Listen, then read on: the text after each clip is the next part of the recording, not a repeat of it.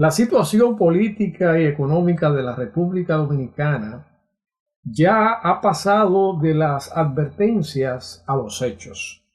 Ya no es suficiente decir que el derrotero con que el actual presidente de la República conduce la nación dominicana podría llevarla al colapso. No, ya tenemos que hablar del colapso.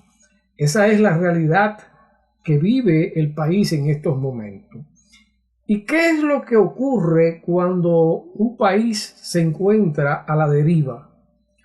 Bueno, que las autoridades tienen que buscar recursos de emergencias para poder sostenerse en el poder. ¿Y cuál es el recurso que el presidente Luis Abinader ha escogido? Aliarse con los expresidentes de la República que han tenido administraciones similares, que son responsables de cierta parte de lo que son las crisis en general. Esa unidad entre delincuentes, entre mafiosos, es el resultado precisamente de la búsqueda de un poquito de oxígeno para poder sostener el ritmo de los eventos políticos y que haya una transición favorable al actual presidente para poder retirarse en condiciones quizás de poca presión. ¿Cuál es la salida que así a vista de águila podemos visualizar en lo que es la búsqueda táctica de un retiro mínimamente forzoso del actual presidente de la República? Lo que hemos estado viendo es su entendimiento con Leonel Fernández. Para algunos es un recurso espontáneo, desesperado, pero para los que seguimos la política desde el principio y con sus detalles, sabemos que en el año 2020 o 2019, porque eso inició un año antes de las elecciones del 2020, hubo un acuerdo que fue pactado, que fue organizado en forma de agenda por la USAID en los tiempos en que estaba finalizando la administración de Donald Trump en los Estados Unidos. Estamos hablando de a raíz ya del final del gobierno de Donald Trump 2019-2020. Pero que esa agenda fue continuada luego en la administración demócrata de Joe Biden, porque los Estados Unidos, y eso es algo que yo quiero que muchos dominicanos que están dentro del litoral del patriotismo, que son gente muy buena, pero que tienen una confusión con respecto a lo que es la voluntad de los gobiernos estadounidenses con respecto a la República Dominicana. Es necesario, es vital que los dominicanos entiendan que no hay diferencia entre las políticas regionales o hay mínimas diferencias, hay apenas detallitos que quizás pueden variar.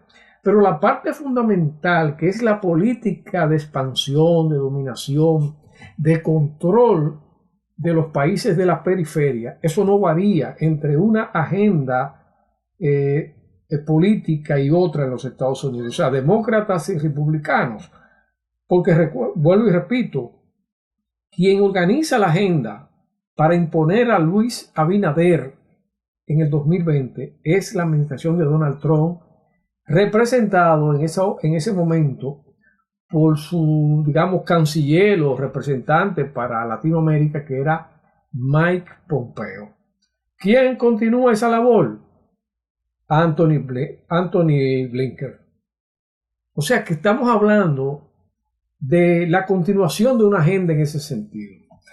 Entonces, dentro de esos acuerdos, en República Dominicana estuvo el acuerdo con Leonel Fernández para que, si no lograba imponerse, porque el candidato o el preferido o el posible escogido era Leonel Fernández, pero necesitaba ganar una convención en su partido que no la ganó porque Danilo Medina no le dio paso. Entonces, como plan B, era precisamente entonces romper con el PLD, dividirlo para que, además de la exigencia que le hizo el Departamento de Estado norteamericano a Danilo Medina por desobedecerlo al hacer acuerdos diplomáticos con China, entonces había que dividir el PLD para que definitivamente no pudieran repetir. Incluso, y esto es bueno señalarlo, el haber escogido a Gonzalo Castillo también demuestra que también Danilo estaba comprometido con esa decisión del Departamento de Estado norteamericano. Imponen a un Luis Abinader que no tenía ningún tipo de posibilidad electoral. Ni lo tenía el PRM como partido, ni lo tenía él como candidato. Obviamente, se crea toda una estructura mafiosa, oportunista, vividora, de medios de comunicación, de periodistas, de estructuras sociales como Participación Ciudadana, la Finjus.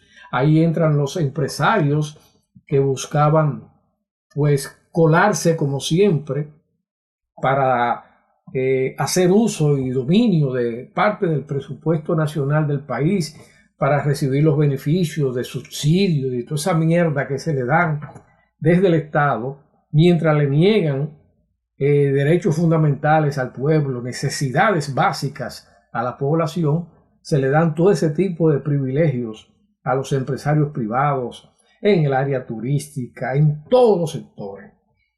Entonces, ¿qué pasa? La unidad que se produce ahora entre Abinader y los expresidentes para salvar la situación, es obvio que hay que buscar quién sustituya a Abinader. Obviamente no puede ser ninguno de los que aspiran en el PRM, ninguno puede ser. No hay posibilidad de que el PRM pueda llevar un candidato ganador. Ellos tienen que buscar, entonces Abinader tiene que buscar algo seguro. ¿Y quién es seguro que le va a servir como almohada de impunidad? Obviamente que Leonel Fernández, porque es parte de ese acuerdo. De manera que el pueblo dominicano tiene que tener esto bien claro. Ahí no puede haber dudas. El pueblo dominicano tiene que confrontar con toda esa estructura de la partidocracia tradicional. Todos, sin excepción. Por eso es que tenemos que fortalecer el movimiento patriótico nacional alrededor de una estructura política que sea la que tenga las mayores posibilidades de representación. Pero debe haber una unidad monolítica. Por eso es que yo he sugerido que se rompa con los egos, con el individualismo, con ese protagonismo insano, oportunista, pequeño burgués, que no lo deja ver más allá de sus narices.